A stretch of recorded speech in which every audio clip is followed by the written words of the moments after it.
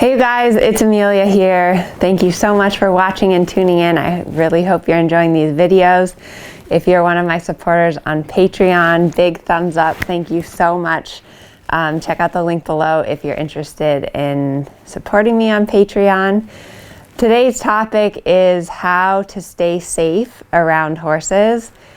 Horses are amazing, wonderful creatures, but they are also dangerous. They're big animals. They're prey animals, which means that they're always kind of ready for that fight or flight instinct to kick in. And so staying safe around horses is a challenge.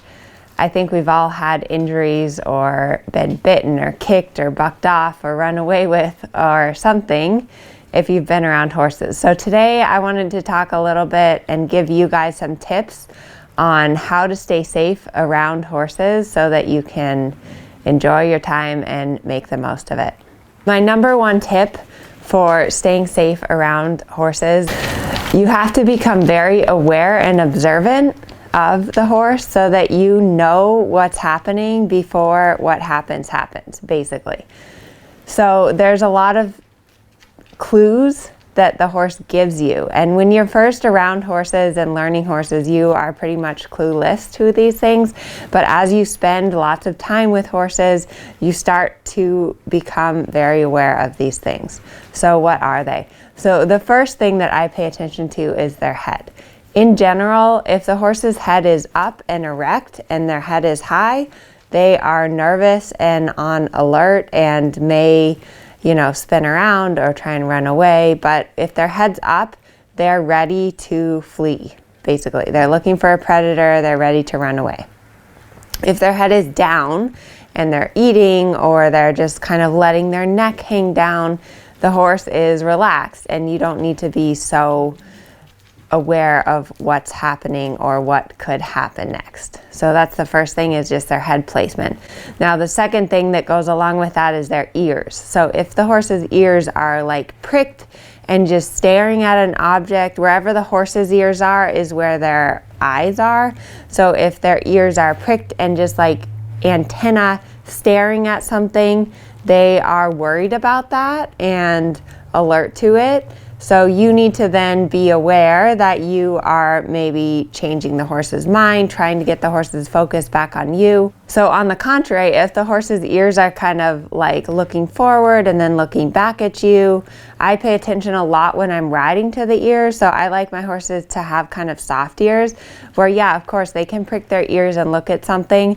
But if I put my leg on or ask for a little bend, I like to see that that inside ear would flip back and look at me, so that the horse is aware of the surroundings, but also checking in with me. If my horse is like pricked and just fixated on an object, I try and do something like bending or shoulder in or yielding to get that ear to look back at me. So that's the second thing, is the ears. Also, guys, comment below if you have other things that you look for when you know your horse is alert or nervous, because every horse is so different. So another thing that I really focus on is the breathing, like the nostrils of the horse. So if you think about how your horse is in the stall, they're just kind of breathing softly. Then if you think about a horse, like when they're running around in the turnout, some horses like snort like a dragon, and they have that like big exhale that makes a lot of noise.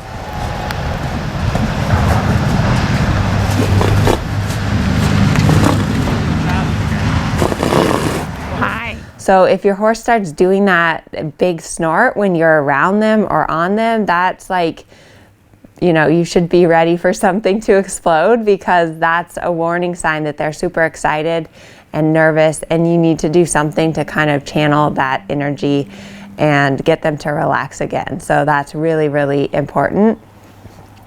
Another thing that I focus on is the horse's tail. So if the tail is down and swinging nicely, the horse is relaxed and, quiet. If the tail is swishing, or sometimes when they're super excited, they'll like do a J tail or stick their tail like straight up over their back. So if their tail is like sticking straight up or flipped over their back, again, the horse is very excited and nervous. And when they're excited or nervous, that's when you're going to get hurt. That's when they're going to run off or buck or spook or run away. Another thing that I pay attention to is the feet. So like just in the cross ties, for example, if the horse is just standing quietly, you're good. You know, they're relaxed, and you can be relaxed with them in the cross ties. If the horse is like pawing or kicking or shuffling around, that's a really good sign that the horse is anxious or nervous, and you need to be more aware in how you are dealing with the horse when they are alert. And that's where, you know, like there's lots of rules that people have, like, oh, don't walk behind the horse, make the horse, you know, lead behind you. So all those hard and fast rules are important when you're first beginning to be around horses. But as you're around horses more, you start to kind of have a sense of like, you know, is the horse relaxed? Is the horse tense? Am I going to be okay? Or do I need to be kind of on the lookout more? Another thing that I look for when I kind of am getting a sense for my horse is just their muscle tone. So if like when you touch them and you feel their muscles, they're nice and relaxed, that's a good thing. If all of a sudden their muscles like go to rock and they're super, super hard and stiff, then again, you need to kind of be aware that the horse is nervous and tense about something, and you should be on the lookout and be proactive about getting their attention back. So comment below. I'm sure that I've missed something to look for when you're looking for whether your horse is tense or relaxed. But start really paying attention to these things, because if you can start to read your horse and know what's happening before they freak out, that is going to be so, so important to keep you safe and all of that. Okay, so let's say that you've read your horse and all of a sudden they're fixated on an object or they're tense. What do you do? So the thing that I think is super important is that you have to take charge of the situation. Horses are herd animals and they're prey animals. So they are used to having to defend themselves and run away from the lion or whatever that's going to come eat them. So you have to be the leader and take care of the horse and give them confidence to say, no, you don't have to run away. I'm here to protect you. Focus on me, stay with me, and we're going to be okay.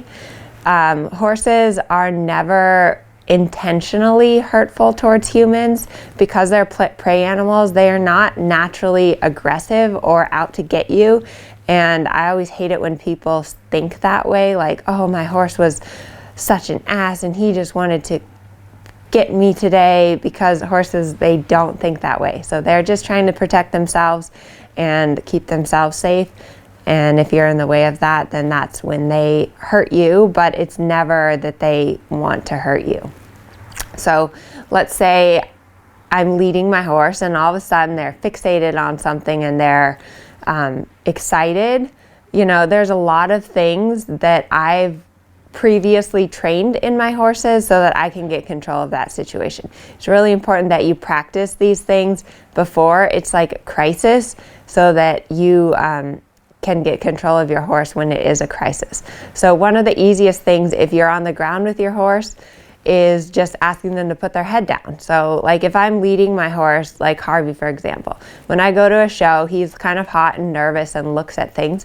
If he sticks his head straight up and starts staring and fixating on something, I just simply reach up, grab that halter, and ask him to drop his head down, and then we keep walking forward. So again, it goes back to that. If their head's up, they're tense. If you can get them to put their head down, they're going to relax. So just simply doing that, asking him to put his head down, it gets him to refocus with me and relax. Another thing that you can do on the ground that I practice a lot of too, and again, I practice it every day. I practice every day getting Harvey to get his head down. I practice every day when I lead my horse that they walk forward, that they stop with me, that they back up. So that's another thing, is you can practice on stopping and making your horse back up out of your space so that you're taking control of this situation. You're directing their feet and telling them what to do. Another thing that you can do on the ground is some yielding of the hindquarters. So asking the horse to kind of go around you on a circle and move the hindquarters out.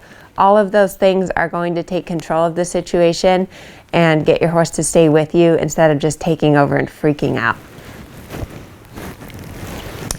Now, when you are riding your horse is kind of a different thing than on the ground. So when I'm riding my horse and all of a sudden I feel like that they go on high alert, their head comes up, their ears prick, their nostrils flare, their body gets tense, whatever. Every horse does like a little bit of a different thing. Some horses hump up their backs. But when I feel this, again, I think about my toolbox and what I can do to get my horse back with me. So under saddle, it's usually like a little bit bending them to the inside, putting them in a shoulder in, yielding the hindquarters, drifting the hindquarters. I have a video on drifting the hindquarters, which I will link in the comments. A one rein stop, like if your horse bolts or tries to run off with you, you can get that head around.